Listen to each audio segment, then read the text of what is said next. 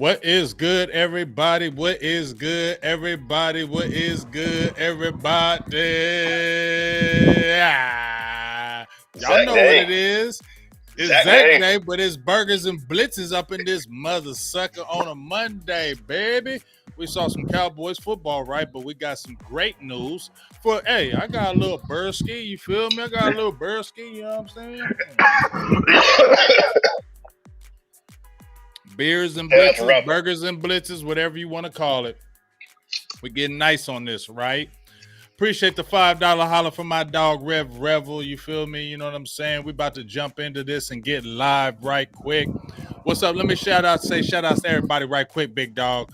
Right, before we jump right into it. My dog Mel from California, IA. You know what I'm saying? Eastside Harold, that hater. You know he's a lover.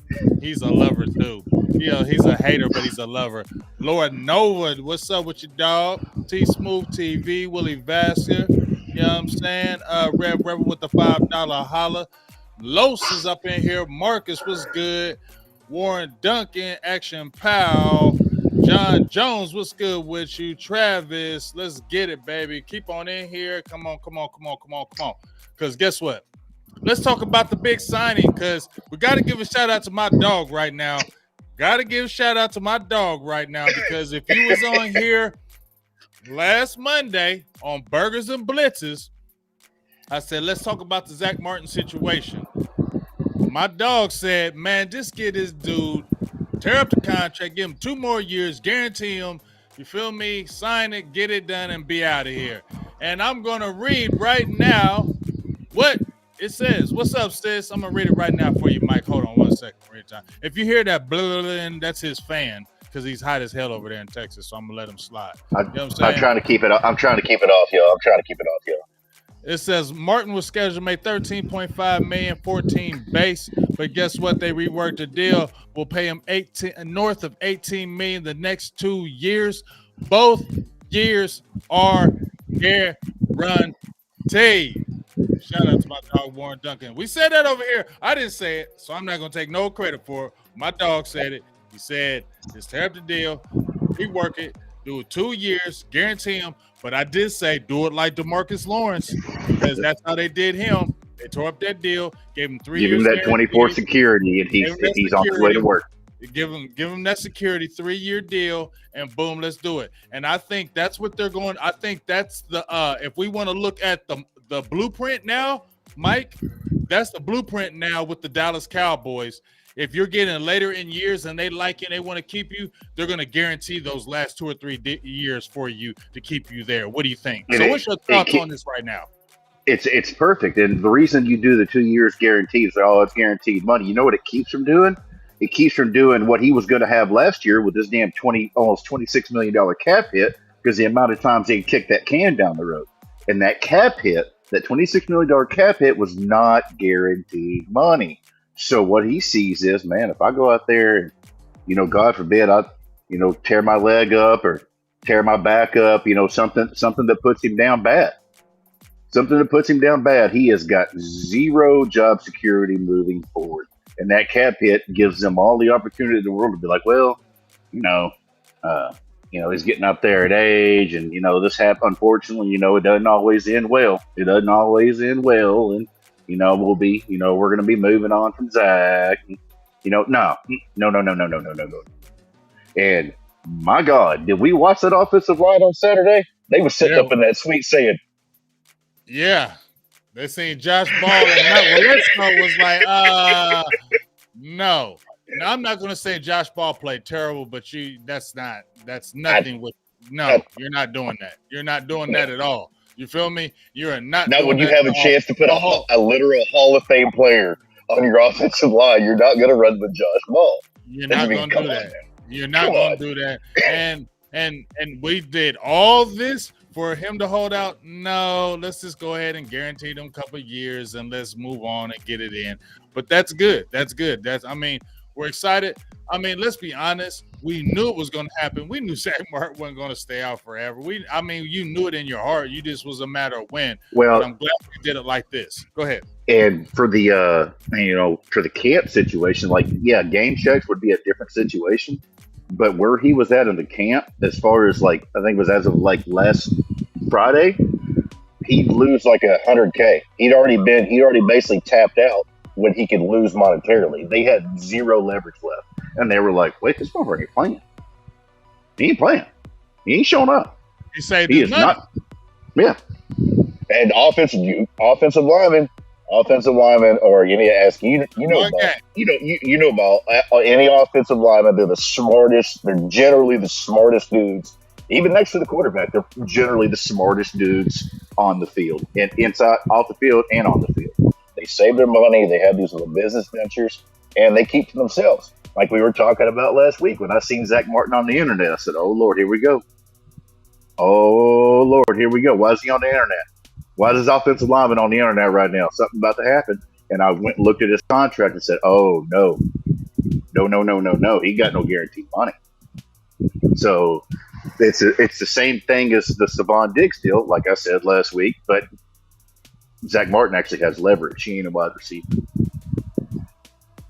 Well, hey, he had a lot of leverage when Conor McGovern left, and he seen it and he knew it. Said, "This is my chance to go ahead and just let me get my little pay raise right quick." Then we trying to make this chip. Let me go ahead and give me a little pay raise. Give me give me more incentive to block even harder to get this chip. Now I got even more incentive. Now I'll be at camp. I'll see you there, and we love it. Now let's talk about something else right quick before we talk about this game. Ezekiel Elliott signed with the New England Patriots. 1 year deal for $6 million. We'll play the Patriots week 4. Mommy Elliott already out there. She like, we've been hearing the disrespect. We gonna do it. Hey, I feel you. I ain't mad, but good for Ezekiel Elliott. I'm glad he's I liken this to Corey Dillon, not the Super Bowl run, but because of the age, the back, you know what I mean? He was kind of cast off. We'll see what happens, but what's your kind of thoughts with Ezekiel Elliott? And then after you tell me your thoughts, then I'm going to give my thoughts on it. The biggest thing is it kills any idea of the reunion with Dallas, which is what we were all terrified about. When that ship has sailed, I know it stings, but you can't pick up the phone. Don't get at 2:00 in the morning and send her that "you up" text. Don't do that. We just need to go our separate ways and move on about our business. And now he can go to Bill Belichick's offense, where they really like the pass-catching running back, which he isn't. So that's going to be a situation. I guess he's going to touchdown vulture like he's been doing the last 3 years. Get him down the field and then keep him from having to run Mac Jones, because I don't know who's faster at this point, Mac Jones or Zeke. So there's that. I'm happy. I'm really not trying to victory lap or be petty about it or anything. I'm actually happy for him. Now, Mama Zeke can stay offline, disrespect and stuff. Like, it got to a point, I straight up stopped talking about Zeke because I had made my point, and then the general public had got on it, and it was, "Oh, he's washed, he's this, he's that," saying the stuff that I've been saying since 2017. And then last year, people really started to pile on him, and I wasn't going to be a part of that. So I'm happy that he got a check. I'm happy he's back in the league. And hey, you know what? I doubt it happens with the Patriots, but it would be pretty dope if he goes on some little Super Bowl mercenary run. He goes and collects him a couple rings like LeGarrette Blount did. I mean, Blount got 3, but still, the point stands. Go get you a ring. I'll be happy for you. Good for you. Good for everybody. Keeps him off the Cowboys. Gets him out of the division. Hey, we get to see him week 4. Cool. Yeah. My thoughts on it is like this. I've always loved Zeke. When he came out, I watched him intently. I'm out here in Ohio, so I got to see him at Ohio State. You feel me? I was excited when they drafted him. I loved him those years. He was dominant. And I never have this love for him because Zeke is a cool dude. He's funny. He keeps the energy. You know what I mean? And so here's my thing. I'm happy because, just like you said, I'm happy you got on with the squad because I just feel like the time is now as far as the separation. Now you need to see the Rico Dowdell. Now you need to see the Deuce Vaughn. Now you need to see the Tony Pollard. You know what I'm saying? Now you need to see those guys, and you need to continue to see those guys. And no matter what we say, he would have been in front of them and we wouldn't have been able to see them. So I'm glad he's going over to the Patriots. I think he'll get some work. I'm excited to see that week 4 game, and we'll see what happens. But I'm excited. He got a job. He's going to do his thing. And, somebody said, my dog said he was a generational talent. I don't know, because here's the thing. I don't know if he's going to play like a 35 or Frank Gore. Somebody mentioned Frank Gore. Frank Gore played like 35, 36. Ezekiel Elliott's not going to play that long. Not just because he couldn't. He's just not going to do that in this day and age of football. And plus, I just think he would have other ventures by then. But, and plus the way the running back market is, it's all about younger guys. It's not about older guys. It's about younger guys. But I'm glad he's over there. I hope he does his thing, and I hope best of success for Ezekiel Elliott straight up. Salutes. Hey, can we stop throwing around the word generational, please? I mean, there's been like 4 generational running backs since like 1990. I don't throw them generational. I seen the generational. I'm not saying you did. Just that's a general. Yeah. Comment towards the people. You see it all the time. But you know what? Them goofy people on ESPN and Fox Sports Network start saying that stuff, and then people just copy it. Let's just keep it real. You feel me? This is the best arm. Let's keep it real. What's the draft guy that isn't with them no more? He was with Mel Kiper. Mayock? Not Mayock. Mayock is good. Todd something. Oh. You know what I'm talking about. Anyway. Yeah, a lot of those dudes are just. Yeah, this is the best This is the best pro day I've seen in Todd McShay. Yeah, McShay. Thank you, Marcus. I appreciate. Yes, him. That type of stuff like that. But let's get off of that. Let's talk about this damn game right now. Let's talk about this damn game. So, what's your initial feelings? And then we're gonna do kind of like a positional breakdown, kind of boom, boom, boom, boom. Then we out of here. What's your initial thoughts of the game? Deuce. Oh my God, that's so much fun. And old boy at left tackle held his own, dude. I know. Yeah. Oh man. I mean, I thought he had a good game. He gave up 1 sack, didn't he? But I thought for the most part he played okay. Showed good feet. And he was kicking out. He was kicking out nice, especially if they're gonna, we saw that. Hey, we actually did see the zone blocking. I guess they are gonna try that, which I thought that wasn't allowed around here. So what did you think about that's gonna be a thing. What'd you think about the fast pace, the no huddle? What'd you think about that? I love it, dude. I love it. Keep the defense on their heels. Don't let them get set. Don't let them get their checks in. Don't let them, figure out where you're, don't get keep them on their heels. Gas. And you know what? If you get tired, guess what? If you're tired, they damn sure tired, because you know what you're doing. They don't. They got to react to it. You know what you're doing. I ain't trying to say go full Chip Kelly and have your guys with their tongue dragging around in the second quarter, but when the offense is on the throttle and the plays are working, which, it's debatable if they work. I mean, it's preseason, it's game 1. And half of those dudes won't even be on the team. But when the plays work and you're on the throttle like that, the defense can't catch their breath, dude. And then guess what happens? Then in the third, fourth quarter, when you up by 14, 17, you can run the ball. Run that ball all you want, because they tired. They tired as hell. And ain't nothing worse. And I played defensive line. Ain't nothing worse in this world than when you tired as hell and they just keep firing off and mashing you right in the damn mouth, and there ain't a damn thing you can do about it because your tongue's dragging the ground. You got the rib cramp. You got the dry back of the throat because you're dehydrated. Your forehead's hurting. You can't see straight because you keep getting smacked in the forehead by some 330-pound damn knuckle dragger across the side of you. I love it. As long as the players are working, that fast-paced offense is fantastic. If you're not chaining together plays, though, it can be a detriment. I think it'll be okay, because here's the thing that I noticed, Mike. I like the fast-paced offense because I feel like Dak is better when he plays fast-paced. We've seen him play Yeah. fast-paced offense. He's really good when he does it. Also, I like when they were under center.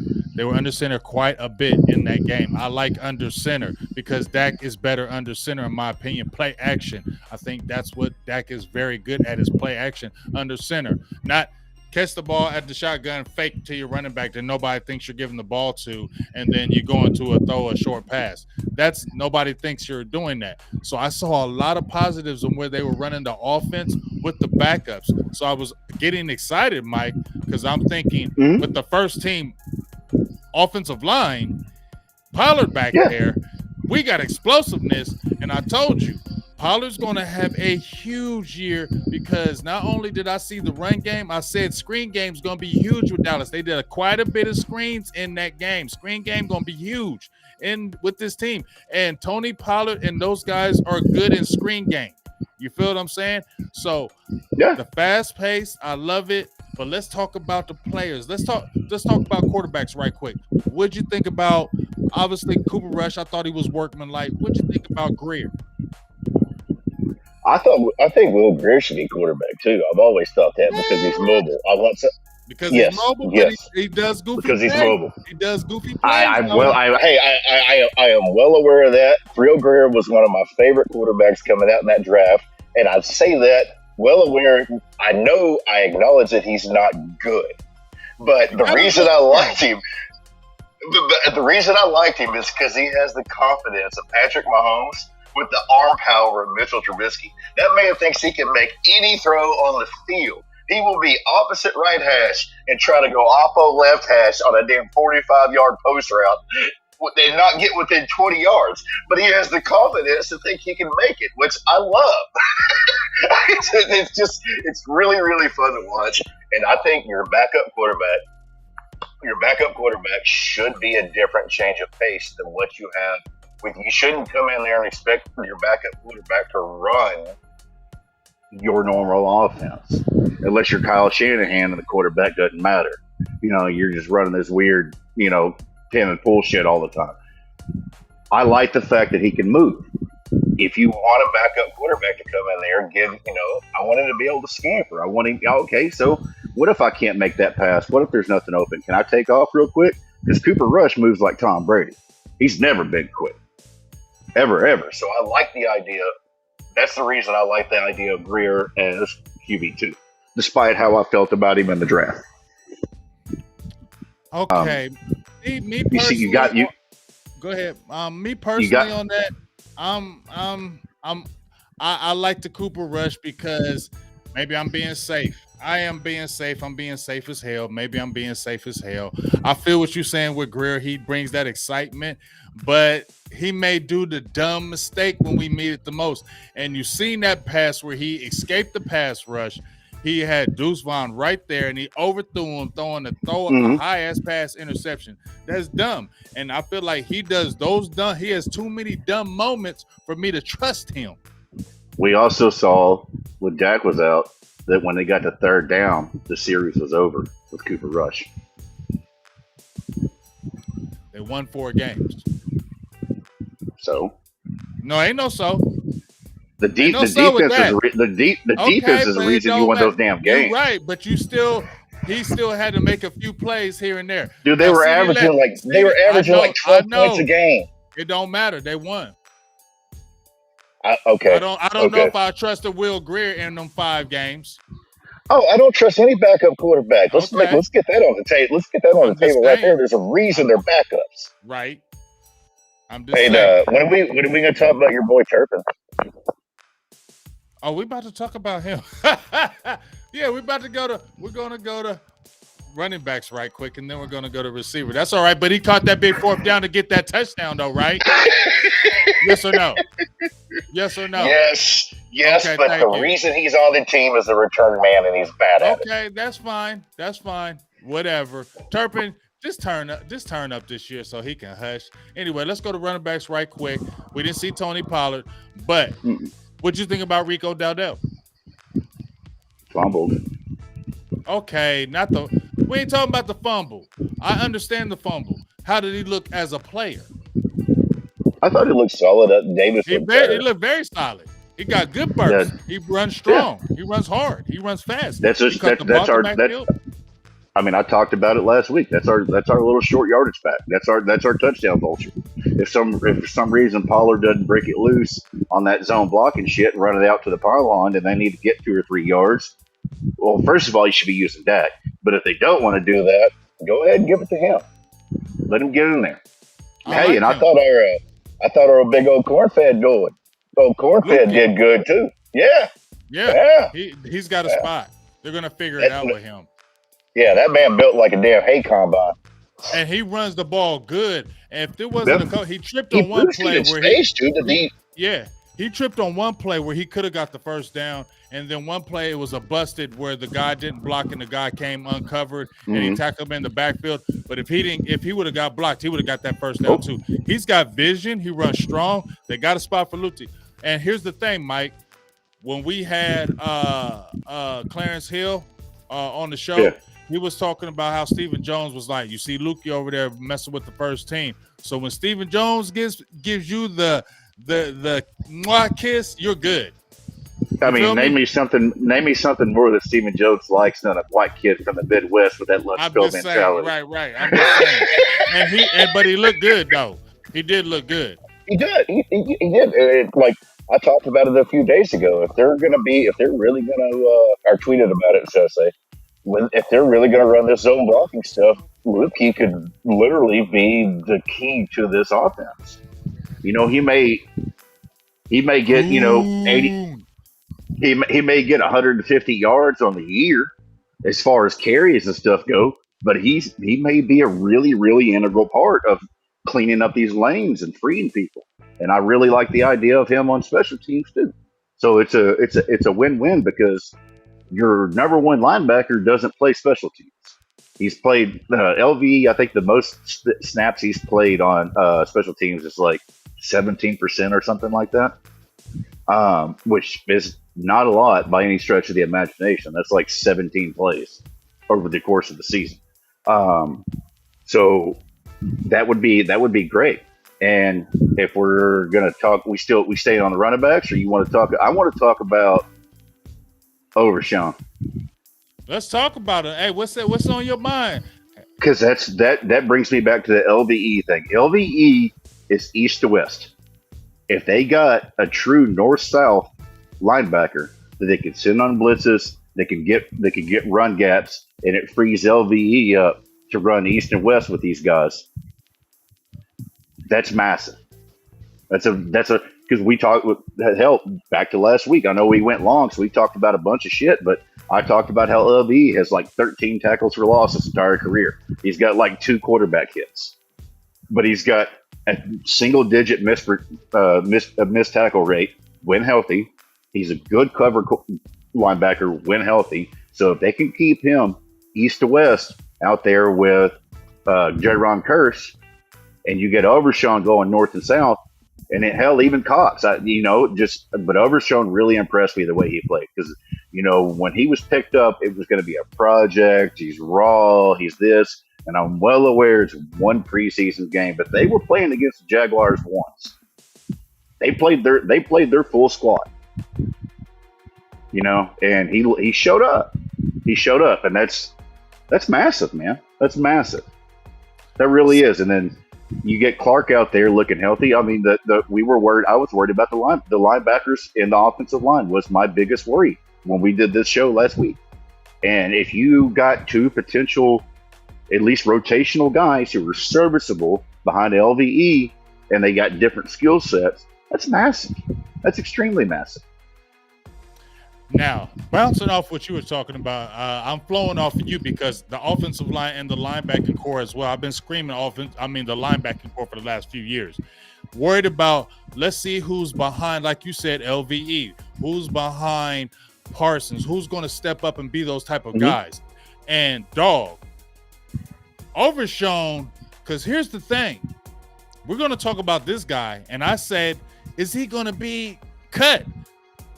What are they doing with Jabril Cox? Because here's the thing. Overshown was on the starting defense. Cox was not. Cox has been there 3 Cox years. may be the odd me? man out here. This is what I'm talking about. Now check me out, Mike. You got Cox been there 3 years, right? Overshown been there as a rookie, and he is starting and making plays. Cox, I mean, when you I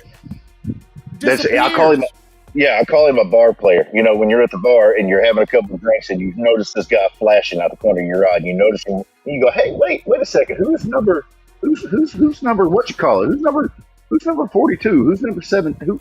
Who is that?" The dude was flashing and making plays, and I did not expect that. Nobody expected anything from that kid this year. He was supposed to be a practice squad guy. I thought it was going to be a red shirt. I thought this was a red shirt. But no, he's different. Yeah, Mike, he's different. He's a leader. He's everything we want. And it's literally preseason game 1, so it's not even a real game.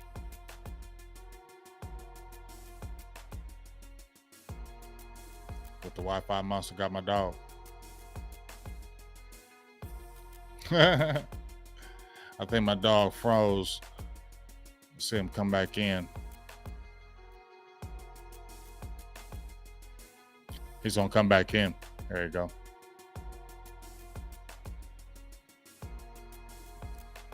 Yeah, man. I don't know if they're gonna do with the number 2. You know, Jay Lou. I don't know what they're gonna do. He's probably messing with his Wi-Fi right now. I don't know what they're gonna do with that. But if we're talking about Overshown, I mean, like you said, Damone Clark, Overshown. I still like Devin Harper too. I don't know about y'all, but I like Devin Harper as well. And I think he's the one that's going to push out Cox. I think Cox is the odd man out. You know, I was just talking about the linebackers. Even Malik Jefferson was playing better, in my opinion. Devin Harper is a guy that you really need to look at. I like Devin Harper. He was all around the ball. He had a fumble recovery. He was our pick last year. And I think he's the one that they pushed Cox off. People said, "Oh, Cox." No, he had 2 tackles. He got sucked in on 2 plays, one on a touchdown where that was his man, where he should have been outside contained. I don't think he's physical enough. I made the video when he was in college that he don't like tackling. He tackles from the side, and you still see it in the pros now. Dude, and Overshown's just better than him. Cox has the worst possible label you can have as a linebacker. Finesse. Finesse. Tweener. Yes, finesse. You're not gonna make it. You're not gonna make it like that. Is it doing it again? It's got you froze right there doing your little pose right there. Just go out and come back in. I get it. No big deal. I'm gonna have you go out. Anyway, Wi-Fi monsters messing up that heat over there is critical. But as we were talking about, I don't know what's going. Yeah, you ain't got a trip. We'll just keep on. I even lost my little avatar up there on the left hand side where I can see myself. It just shows an empty chair right now. But see, here's the thing though, Mike, because I keep on hearing people saying, "Well, he can be a safety." There ain't no room at safety for him. There ain't no room. Who you taking off the field to put him there? Marquise Bell, those other guys, no. Oh, speaking of Marquise Bell, look at who showed up again. What are they going to do? What do you think about Kelvin Joseph? He played pretty good. Yes. He played pretty good. That's all I'm going to say. That was good. Yes. We finally our second round pick, made some decent plays in preseason game 1. What are we going to – it's not trade – I don't know if they're trade bait, but it's like we have a plethora of safeties. It's safety. Remember, we didn't have none, Mike? And now we got 20 of them. Now we got 20 Ever of them. Since before we were doing this show, part of the reason we started doing this show is me talking about we need a defensive tackle, we need a safety. And now we got more of them that we know what to do with. In like a matter of 18 months, we went from not giving a single fuck about safety for 3 decades to being the best safety team in the league. I don't think that's debatable. I really don't think that's debatable. The best safety squad in the league in a matter of 18 months. That's crazy. How about just get some props to Tolbert. Jumping back over Oh the offensive yeah. side. Let's get some Woo! props. Let's get some props to Tolbert, man. Tolbert was looking nice. Yeah. You see that long catch they gave the pass interference, which it was kind of bogus to me. Kept both feet in bound, concentrating on the ball, but didn't he look? But that route that he ran for that touchdown was smooth. Yeah, he looks like he belongs. Confident. He looks like he belongs on a football field now. Yeah, If he did last year, it was. I mean, how do you line up offsides if he was a wide receiver? That's. And then lie about it. I know he was embarrassed and he's a kid, so I kind of give him a grace on that, but should have just owned it and moved on. Like, hey, I want that one back. That type, because he does. He wants that one back. Because he even checked with the ref, and the ref tells him to move back, and he just still keeps standing there. He's like 6 yards in front of the line of scrimmage. I mean, he wasn't 6 yards, but it might as well have been. So he's gonna be an element in this season. He's going to be an element this season. Yeah, I'm gonna tell you right now. You want me to keep it real, and I don't want to be disrespectful when I say this. Him, Michael Gallup, I feel like that's where the change is going to be, in my opinion, because they signed that 5-year deal with Michael Gallup. I don't know how long they roll with. I know that. That's what I was about to get to. If Tolbert shows, I don't know how much longer he's with the team. Just me. Hey, if we want to talk about Michael Gallup, I feel, once again, said it last week, I feel the exact opposite about him this year than I did last year. We got that little camp video where he hit that jab step on Diggs and sitting with a damn shadow realm. That jab step, he was working with Amari Cooper.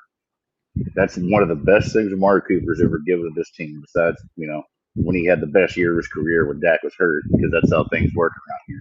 They never even actually got to fully play together. That jab step and his quick release, if they're going to move him back, which from the little bit of videos and the little bit of birdies I've heard that they did with Gallup, it looks like he's not going to be 9-route, post-route, deep slant guy anymore. He's going to go back to that possession receiver that he was in college, which is it's still crazy. I mean, a lot of people don't know this. Michael Gallup in college was a straight up possession receiver. He was crossers, he was unders, he was slants, he was drags, he was hitches, he was quick outs, and then he would pick up yak. And then he gets to Dallas, and they had him sent him on nines and goes all the time, and putting deep post, all that crap. And then they're wondering why. Well, how come Dak and Gallup can't hook up? How come their timing's off? Well, Gallup's never done it, and it's Dak's new receiver. They had it was like a 55. I mean, we saw it in his rookie year. It's like a 55% completion rate. He would either underthrow him or overthrow him, or Gallup would mistime it, or he would let up on the top of the route or something like that. And then year 3, you got the toe drags, and you got Gallup turned up. So I would like to see with Cooks here, them taking the top off with Cooks and getting Gallup with those really unders, working that middle.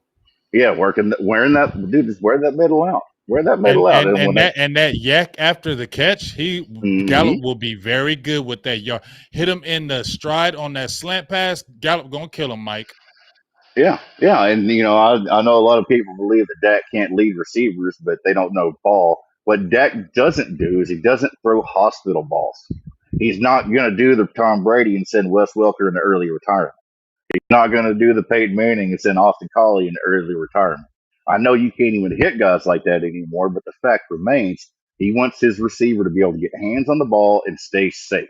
He's not going to lead him where you don't want to come across the middle with your tippy tip of your fingers, and here comes a safety coming to just delete you. You don't want that. Keep your guys up. So those crossers and that Gallup, him and Gallup, they live in the backyard. Gallup's one of the, basically pays rent there. And I really really like that idea. And then, hey, once you pull the defense up, you're tired of getting ate up at 7 to 10 yards a time. Right. Send it. So I mean, Send Cooks. Send Cooks. and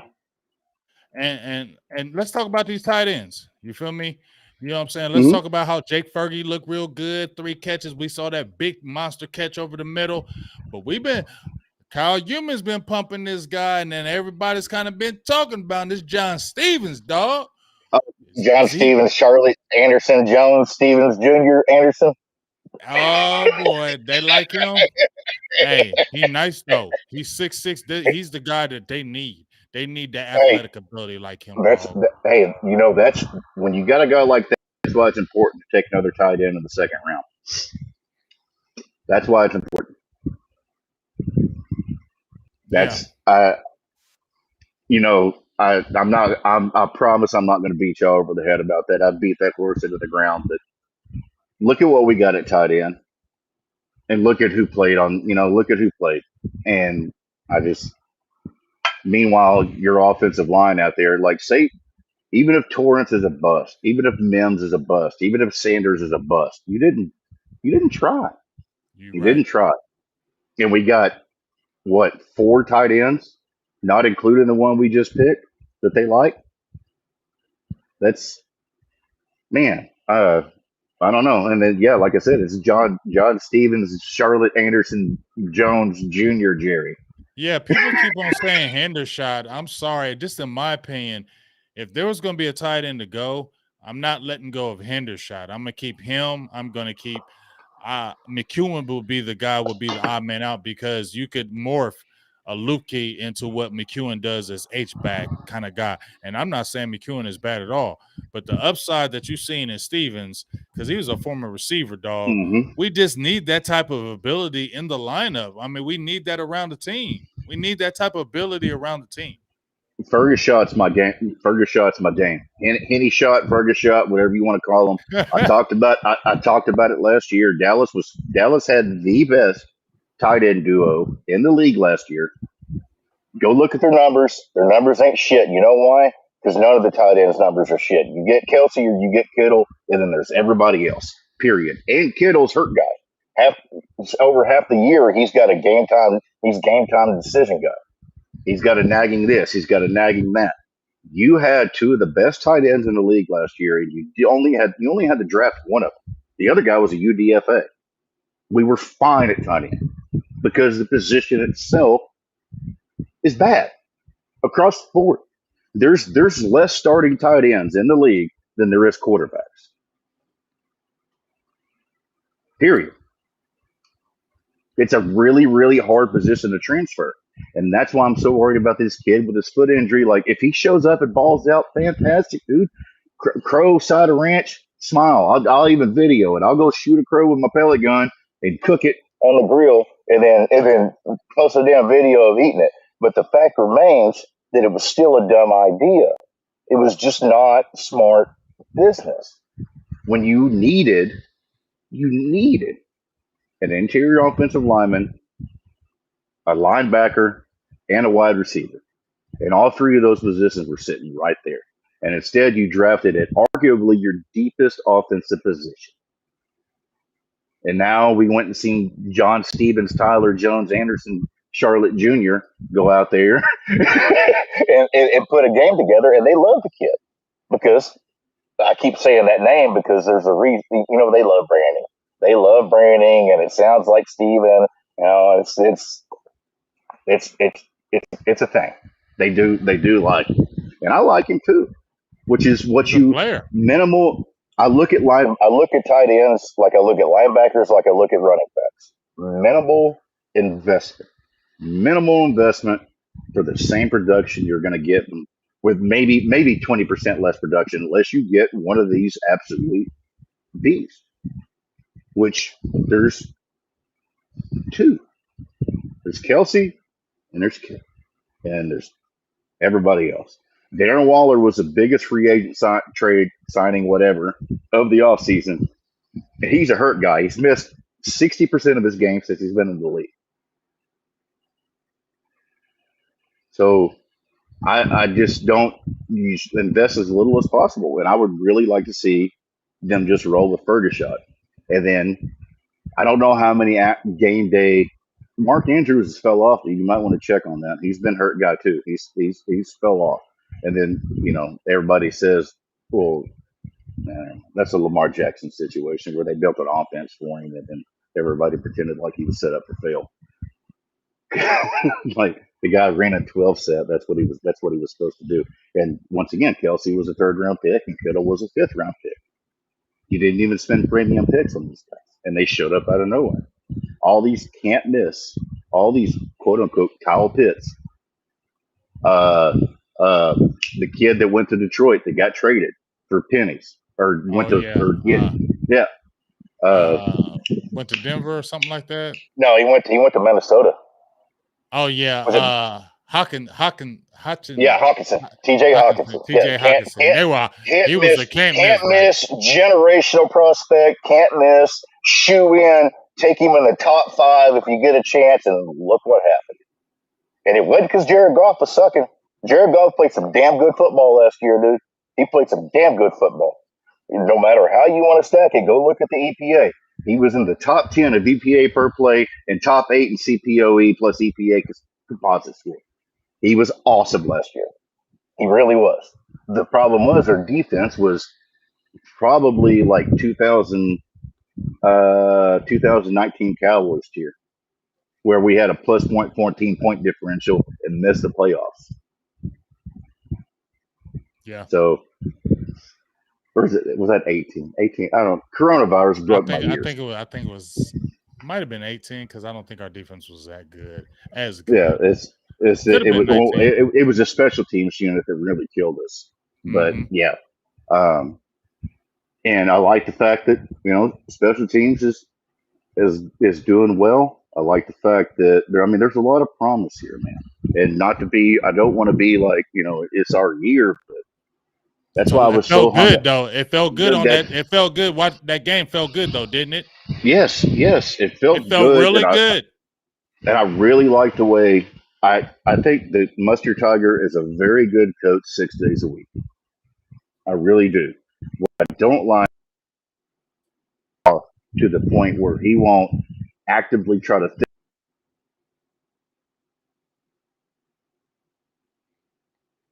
My dog froze again. That Wi-Fi monster got him. Yeah. I let him come back in and finish that statement. Wi-Fi monster got him. Here we go. I like how he comes right back in. He ready. Go ahead and finish it, dog. Yeah. So where was I? You're talking about McCarthy 6 days a week. Yes, 6 days. Okay, so yes, I don't like how he's so hands off on game day that he will not actively try to fix something if he can see going wrong. I think he may do it this year though because it's on the line. But here's the thing. He's already set this up as an exit route. I'm a quarterback coach. I let the quarterback decide. So you're going to call play. You're saying you're going to call plays, but then you're not going to call plays because you're going to leave it to the quarterback. So if this doesn't go well, it's 100% on Dak. That's the narrative. It's already built in. You think he's going to do that to Dak? He's already said it, dude. Did he do it to like Rodgers though? Yes. He literally has a quote. I'm a Hall of Fame quarterback coach. I coach Drew Brees. I coach Aaron Rodgers. And at the end of the day, I'm not going to micromanage them, and I want them to be able to make decisions on the field. And you hear CeeDee Lamb. The offense is on Dak. What's wrong with that? He has that, a play though? sheet. That's the thing. How much of that is truth, and how much is that? How much free reign is he going to have? And I don't like the narrative that is set up right now. Because the way McCarthy talks is he always leaves the back door open for a quick exit. Whenever he's talking, he's always building an excuse into his explanation. It happened. He's thrown Kellen under the bus several times. I don't know if y'all seen what the Chargers did. Oh yeah, but, I know he's threw Kellen under the bus. We knew that was coming. So he's Chargers gonna be good. he's always building an out, and that worries me the way the narrative is set up right now. Roma did do it. That's what worries me is the way the narrative is set up right now for if this falls apart, if it doesn't, because it's Super Bowl or bust for some reason. You know, there's 31 other quarterbacks in the league who it is a Super Bowl or bust for, but it's Super Bowl bust for Dak. Meanwhile, people talk about how the team sucks and he sucks and the coach sucks and the players suck, but they also are Super Bowl or bust. It's a weird dichotomy there that I'm never fully understand. I never fully understand that. If CeeDee Lamb's overrated, and Dak sucks, and Parsons isn't Hassan Reddick, and Michael Gallup wouldn't even be a number two on another team, and this, that, and the other, then why is it Super Bowl or bust for the team that hasn't made it to the NFC Championship game since like '94? Exactly, because deep down inside they know. That's the truth. I mean, here's it, and deep down inside, unfortunately, you know this because you're smart, and the people in the chat know this because they're smart. The season ends in nothing but pain for 31 other teams. There ain't no moral victories out there. There's one team that wins, and unfortunately, 70% of that is luck. Over 70%. Where's your injury health at? Look what's happened to them when they got to the playoffs. They got to the playoffs versus San Francisco the last 2 years, and they were busted. The team was hurt, and they were tired. And then you go out there, and the year before last, the 5-man offensive line couldn't block a 3-man front. Well, we get to this past season, they could actually kind of block somebody, and all you had was CeeDee Lamb. You lost Tony Pollard, your quote-unquote backup running back, and the team had nothing else. There was nothing else they could do. Lamb had like 115 yards and 2 touchdowns, and it didn't fucking matter because you weren't talented enough. They need something to go their way for once, injury-wise, please. And once again, they are on an early bye where they're going to play 11 straight games to end the season, with 4 of them being in 15 days in November, and it's going to most likely kill the team like it always does. I hate the early bye. It's been that way since as long as I can remember, man. Where we just their bye is like week 6, week 5, week 6, some shit like that. Like, what are we doing?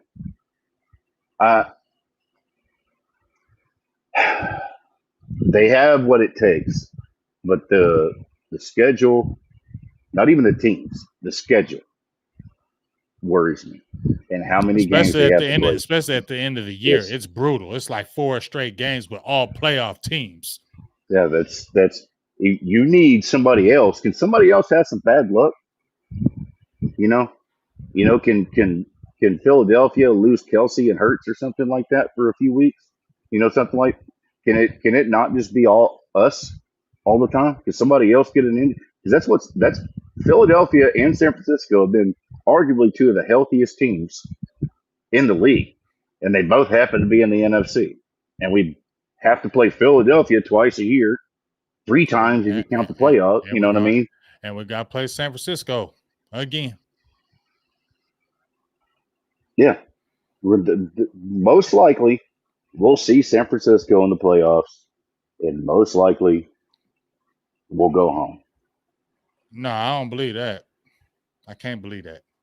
I'm tired of losing them. Dallas gotta rise above this, dog. I just can't believe they're gonna beat us again, dog. Like, how many years it take us to beat the Patriots? Like I don't give a hell. I don't give a hell. I just won't believe that. I'm not gonna believe that. Sorry, no, because both times it was us. They played damn good, but it was us too. It was us. We had nothing. We had nothing for them. We had nothing for them. But I'm well aware of the deck. If we stay relatively healthy than we were last year, if we had a full Tony Pollard, I'm not going to say because the play calling, but if we got a full set of what we have now, because to me, when I see this juice with Deuce and them things and Cooks, this a different animal than even when we had Amari Cooper and those guys, because Amari Cooper wasn't Cooks fast. He's not Cooks fast. And we didn't have a dynamic like a Deuce Vaughn a couple years ago or even last year. Oh, and man. Tony Pollard in a full role. That Deuce Vaughn, man, that's so much fun. We haven't had so much. That is so much fun. I said it on Twitter. It's like trying to break a pinata with a pool noodle. You can't get a clean shot on it, and you see that all the way through his college film. You can't get a clean shot on him because he's he's little just and he explodes through the field. He's too little, and that's by the time you're looking at him, he got 7 yards. It's part of the. I mean, that's part of the thing why Emmett played so long. I'm not comparing the two, but there's the same quality there where they're always glancing blows. It's always arm tackle and shoulder shrug, and you can't get a clean hit on them. The way they position their body, the way they dip their shoulder, the way they twist, turn, it's very, very similar the way the both of them run as far as glancing blows and keeping themselves out of contact. And I mean, the man, it looked like a video game. He made them two dudes almost give each other a concussion. They smacked each other. That was crazy. And what's so crazy is because it's so instinctual. Like you can't stop that. And that's, to me, it's not Emmitt Smith. To me, that's he didn't say Cooks is better than Cooper. He said Cooks is faster than Cooper. Yeah. That's Eastside. Don't pay him. Go get a Q-tip, dude. Go get a Q-tip. He don't count no more, so I don't pay no attention to him. But what I'm saying is, I'm not saying he's Barry Sanders, but to me, that's more Barry Sanderish than Emmitt Smithish. I was avoiding that because I've heard that comparison several different times. And it's not disrespecting and saying he's Barry Sanders, but you saw how the instinctual and Barry Sanders would run to the line of scrimmage, and somebody's getting ready to tackle me and instinctually knows how to spin. That's Barry Sanderish. Yeah, the reason I avoided it because when you tweet that, there's no context. There's everybody's coming at your neck. But I fully understand what people are trying to say with that, but I just avoided that entire convo because I didn't want to. Well, you saying Barry Sanders is the greatest running back of all time? Right, that's the first thing. Yes, no, I'm not. I'm saying what he just did. That's what Barry Sanders did. And and there's only a few players that know how to do that, and they're at that small stature. It's only literally grew up watching Barry Sanders, and when we talked about it last week, once again back to Monday because we ran. Hey, we're probably going to do the same thing again this week. We went almost an hour and a half last week, and I talked about how he reminded me of Darren Sproles. And I told people, I implored them, and by the way, if you're in the chat and you don't believe me, go look up Darren Sproles' career stats. It's definitely. I mean, I watched Darren Sproles when he was at K-State. He was a dog at K-State. He was a dog. I watched. That's when I was watching. I think his highest career year in the NFL was like 800. He was a regular running back. Dog. It was like 800 yards. His career year was like 800 yards. I think all purpose he hit I think it was close to 1,000. But he never. But in your mind, when you watch that player and you remember him, you remember a badass player who was always there. I mean, dude, when he was on the Chargers, he'd catch them damn swing passes and tear our ass up. Killed as soon as he caught it. I had it because as soon as he caught it in that screenplay and you could see the screenplay forming perfectly, you're like, oh, he about to get like 50 yards or a touchdown. And he's so damn quick with them legs, you can't catch that. No, you can't touch him. You can't touch what you can't hit. You know, and he's just gone. But when you look at his overall stats, they are not impressive. Right. Per se. But they are impressive per se if you look at the body of work and his size. They are very impressive, especially playing 14 years. I don't see why they can't. I'm not saying the longevity, obviously, but I don't see why Deuce can't have the same type of, career with these little game breaking plays that maybe he never breaks 800 yards in a season.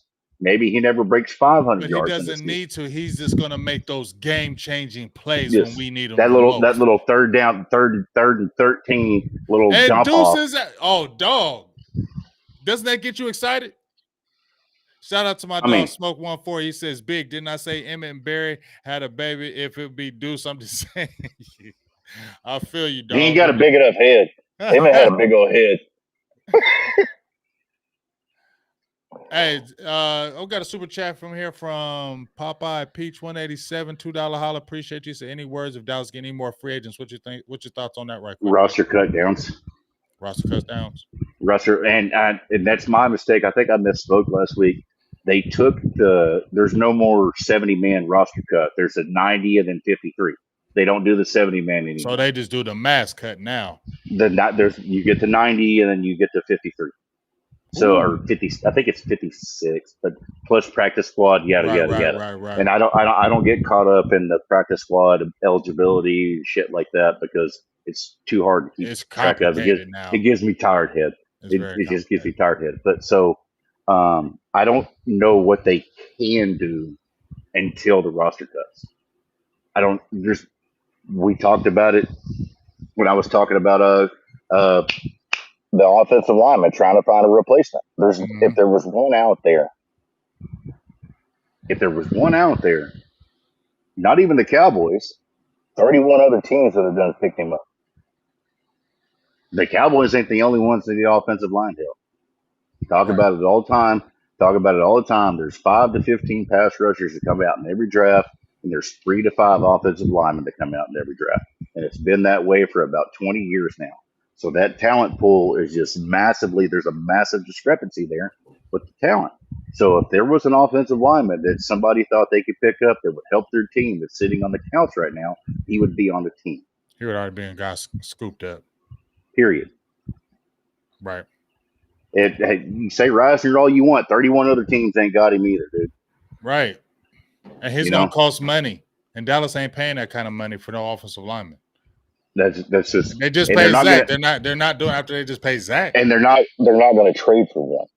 I don't think they've literally ever traded for an offensive lineman. No. Not of anything account, like maybe a day 3 pick or something like that, which doesn't even count. It just keeps you out of the auction. They're not going to trade for one. So your help, that's what ties back to talking about the left tackle we saw on Saturday. That's a solid game. That would be great. That would be great. And that would be great for the team because guess what? You didn't have to go out and get somebody else. This is a draft pick that you picked. So you want those guys to develop because let's be honest. When you looked at, they made a stat, I think it was last year, of homegrown talent. Dallas, I think, was number 2 in the league or number 1 in homegrown talent as far as who they develop. They keep their own. Stephen Jones said that. We're keeping our own. We're not going outside. We get maybe a few free agents here and there, but they ain't going to be the foundation. Our foundation is going to be our draft picks, and we're going to bring those guys up. And that's the way he's stayed true to it. So they're not going to go out and trade it for a guy and give him a big contract. They're going to keep on wanting to develop the Matt Walesko's, the Josh Balls, the Asim Richards, the TJ Basses. They want those guys to develop because guess what? It's cheaper for them, number 1, and it's better for them, number 2, because it's staying with them. They have familiarity with the player, and they don't have to worry about bringing somebody from the outside who doesn't know the system. They like bringing up guys who are in that system. It's the devil you know. That's the devil you know. A lot of other teams covet players that they can't have. This team covets players that they do know, for better and for worse. And look what they did with Terrence Steele. They sacrificed Andy Dalton that year. They went and got a UDFA, made him their starting right tackle. And they sacrificed Andy Dalton for him to get reps in. And look at my boy, Raider Power, Terrence Steele, going to be ready to play week 1. Going to be ready. I told y'all, by the way, he would be ready to go. He's going to play week 1. Well, once I saw him without that brace and I heard from the higher up saying Steele was going to be good, I feel good about that. What do you think about Mozzie? Up and down. I don't think he should have played. Honestly, because of that tendonitis. Yeah, I don't think he should have played. Good for tendonitis. Yeah, they weren't pushing him around. No, I don't think he should have played 4 days after something you had the MRI. Right. I just don't. Period. I don't care what it is. I don't care. I don't care. I don't care if it's a finger. I feel you on that. But the whole point is that you may not like that, but the fact that he still played good in that aspect with the tendonitis, yeah, for sure, that's really good. I know they talked about the get off while we saw that, but wasn't nobody just moving him? They were double teaming him. They were not moving him out the way, and they were not running up the middle. They were not running up the middle. You know what Mozzie Smith is? You ever been driving through like a field? You ever been out in the country and like caught a tree stump and everybody go up against the dash of the truck? That's what running into that dude is. He may not move forward, but you ain't moving him back. No, you're not. Oh, no, Bohanna ain't gonna get cut. Mm-mm. No, he is not getting cut. No, they They got need him. a solid rotation there. They Hankins is need old. him. Yes. Hankins is yeah, Bohanna is not getting that's a cut. solid. And I was actually about to say that. I thought Bohanna Bohanna had a played better game. okay. And you know what? Bohanna's got his size back. Remember when he was big like that at Kentucky and he lost that weight to try to get a higher draft status? We're like, he's big like he was when he was in college. That's what I want. He is not going to be the odd man out. Bohanna's going to be there because they need him in that rotation. You feel me? Did you freeze again? Yeah, he froze. I'm gonna let him go out. But no, Bohanna ain't going nowhere. But backup left tackle, we both agree on Asim Richards. We both agree on that. I was just talking about backup left tackle. Mm-hmm. We'd like to Asim Richards, the draft pick out of North I Carolina. really like the way he was kicking and moving, man. I really like that. He's athletic. He's athletic. I like that, and that's good. And he's long. He's long with that zone blocking they're trying to do. You need somebody. That's what I was talking about last week. Tyron Smith can't move. If you like, I'm not saying that I'm ready for the kid to line up week 1 at left tackle, but I'm not against it.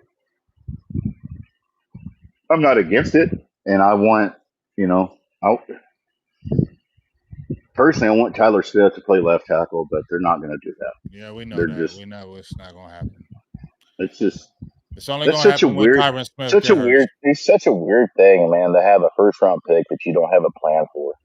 Because they love Tyron Smith, and you know how he just. You know what it reminds me of? It reminds me of like the Mavs with Dirk in 2016 when they're just letting him go out how he wants to go. Come on, buddy. Let's go get you out to the field and get you to some green grass.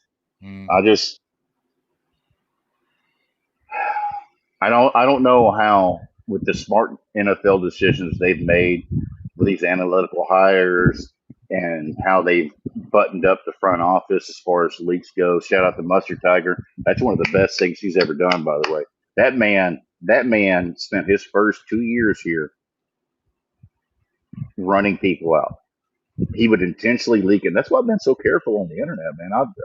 And shout out to me, by the way, and go ahead and pat myself on the back. I have never burned anybody who I'm able to talk to.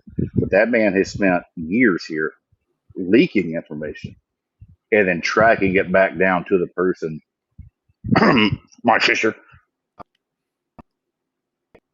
That's why that Wi-Fi monster just got you. You said the Illuminati just got you. See? Be careful. Yeah, that Illuminati he'll get you. Be careful. Oh yeah, man! I don't know what's going on. I'm sorry. It's that Illuminati now, dog. You speaking against that kind of stuff right there. Yeah, I gotta be careful. I gotta be careful. Mike McCarthy about tried to shut off my internet. That's funny. That's funny, man. Hey, you still there? I'm gonna have you go out because we about to close it up. Wi-Fi monster, but we about to close it up. Shout out to everybody that was in the chat today. Mike's about to come back in here as we close it out. Shout out to everybody in the chat. We appreciate everybody that was here. My guys are going to come back as we get ready to close. Shout out to everybody was booming. I told Mike brings the people. I'm just Big Game James. Mike brings the people, but another shut up. episode. Shut up. Mike, hey, Burgers and Blitzes, another great show. You feel me? And like he said, saying the Wi-Fi monster, culture change. Yeah. But another great episode, man. We feeling good about the Cowboys, right? Even though it was a loss, I like how they even battled back toward the end.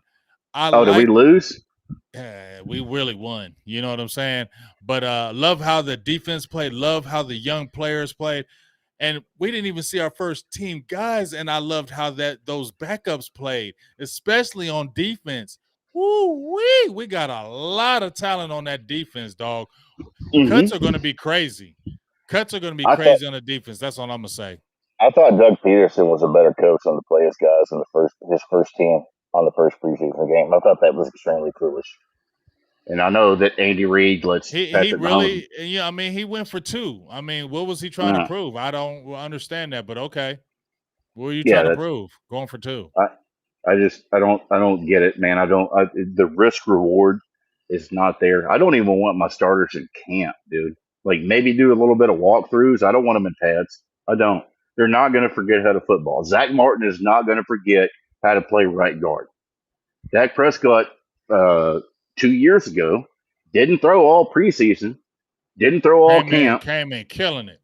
and went for First like game, 425. Like 5 touchdowns. So that's just I don't like it, and you know, let's just get through. I hate camp, dude. I hate We only got a camp. few more weeks, though, dog. It's almost over. We only got a few more weeks, and then we're jumping right in it. I mean, week 1, we're excited, but I'm excited about this team. I really love this defense. I love the play. I like the play calling. I like how I really interested to see what the first team offense is going to look like when we get the line, when we get Pollard, all those guys, because that defense is going to be phenomenal this year. Is week one a late game? I I don't know. don't know. I don't even know. I can't even tell you that. Somebody probably tell us as we get ready I to hope close. not, because if it is, I'm gonna take off. Yeah. I ain't. I feel you. This year feels good, but I'm not gonna hype it up. But just I feel good about the team, and we're just ready to see it. But we got another preseason game getting ready to come up, and we got another Burgers and Blitzes coming up next Monday. So make sure you stay tuned. Another great episode. We appreciate everybody's in the chat. We was booming today. We love it. We love it. We love it. Make sure you share, like. Don't forget to smash that like button in here. Check out my dog, Mike. You see the PayPal right there. If you want to contribute to Big Game James, Mike, however you want to do it, that's your choice. But My check him birthday's out. Wednesday. You want to help me get a steak? I'd appreciate it. Yeah, and he kills them steaks just like he killing that drink. Cooks them steaks nice and good. Check him out on his Twitter. Check out him on the Twitter. Got great Twitter takes and cooks some great food on there. So really appreciate it. Say what's up to the wifey. Say what's up to the beautiful dogs that you got as well. And we'll be talking to you soon, big dog. Be safe out in the streets. Thank y'all for everybody for stopping by. I really truly appreciate it. Love Great you, show Bubba. today. See you Love Monday. you, dog. Appreciate you. Peace. Peace. All right, man. My dog. Another great episode of Burgers and Blitzes. As I said before, as I get ready to get off of here, make sure you tune in tomorrow at The Final Word. We're going to have Miss Haley Sutton from the Dallas Cowboys. We have the trilogy. We have all the ladies on here, Aisha, Jesse. Now we're going to have Haley Sutton, the trilogy, tomorrow on our Final Word, and I'm excited about that. And then I'm going to pull it up because I don't want to mess this up because I messed it up earlier, and it really bothered me that I messed it up. But we're also going to have Mr. Nick Harris, the young sensation on the up-and-coming, Mr. Nick Harris with the Dallas Cowboys as well. He's going to be on here Wednesday. So we got a nice full house. Haley Sutton tomorrow. We got Nick Harris on Wednesday. And then obviously wait till we get Saturday popping with our Best of Enemies podcast. Maybe some good high school interviews. High school game. My first high school game starts Friday night. Lights are back up.